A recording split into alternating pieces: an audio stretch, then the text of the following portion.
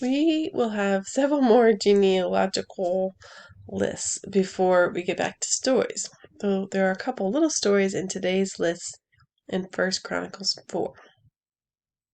One man gets set apart, Jabez. Early in the new millennium, the prayer of Jabez was trendy. A book came out about this prayer and then all sorts of other things. We had it as a board book. He prays, calling out to God, asking that God would bless him, enlarge his territory, his influence, have his hand on him to keep him from harm, evil, so that he wouldn't have pain. It says God answered his prayer. It also says that he was more honorable than his brothers. That probably had something to do with God answering his prayers.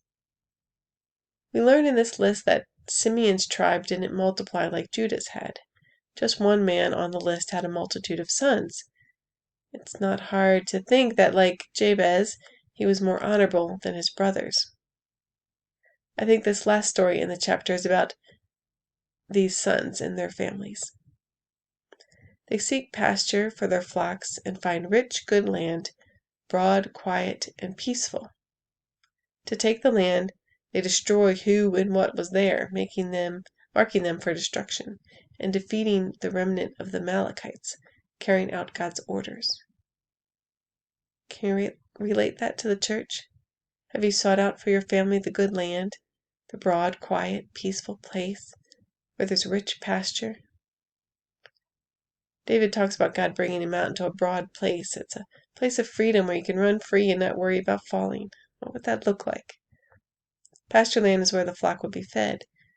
Have you led them to good teaching that brings freedom and peace, where they aren't trying to earn their salvation, but are learning to rest in their salvation and live out what Jesus bought for them? That includes driving out the inhabitants of the land, the things that the Lord marked for destruction.